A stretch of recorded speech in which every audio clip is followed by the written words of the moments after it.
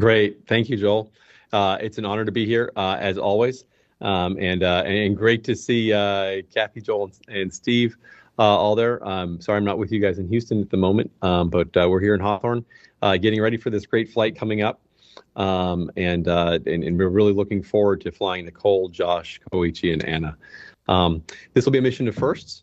It'll be our first female commander for Dragon, and also the first time we fly a cosmonaut. So that's always exciting.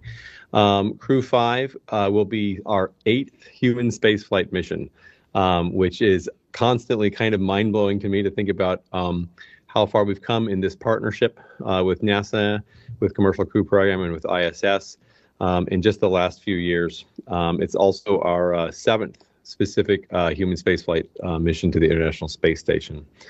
As part of making that happen, along with our cargo missions, we have 4 Crew Dragons in our fleet and 2 Cargo Dragons, with a 3rd Cargo Dragon coming on later this year, getting ready for CRS-26, as Joel mentioned.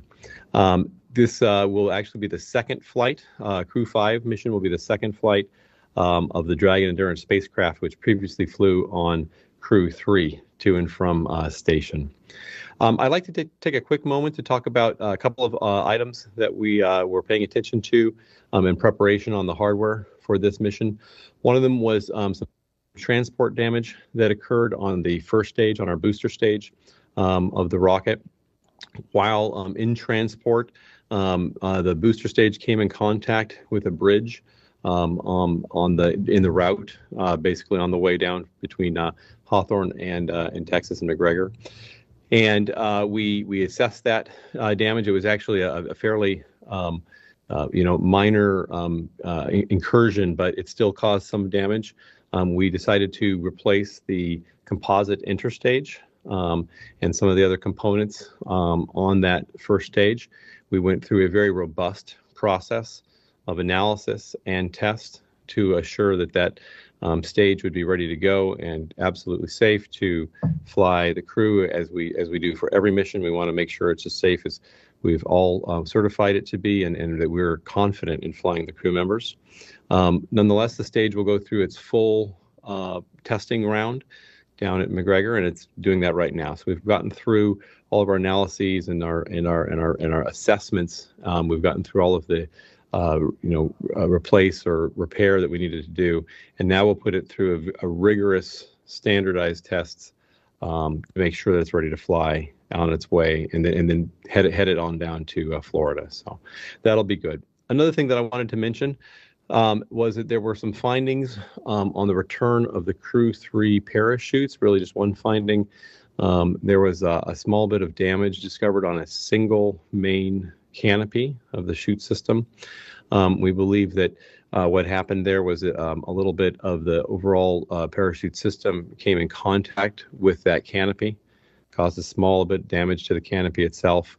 There was actually no impact that we could measure, that we could see in terms of overall performance of the vehicle. Certainly the crew on Crew-3 during the return were never at risk.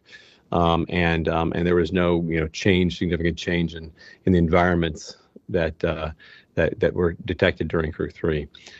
This is within this kind of contact, this kind of a little bit of damage is all definitely within the performance capabilities of the parachute system, and within our expected analyses.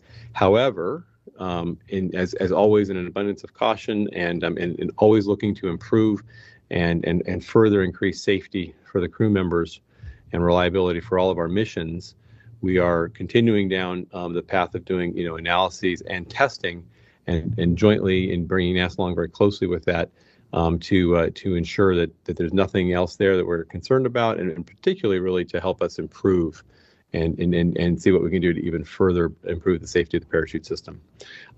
But based on all of the data and assessments that we've done so far, we are confident that there is no risk coming from this to the team, that this crew on station, Crew-4 that's on station that needs to return, and then also the Crew-5 vehicle when we're getting ready to launch it. So just wanted to make sure that we mentioned a couple of those items that we've been tracking. But again, everything's on track for this mission and on track for keeping the crew safe and launching them safely and bringing them home safely to their families at the end of the mission.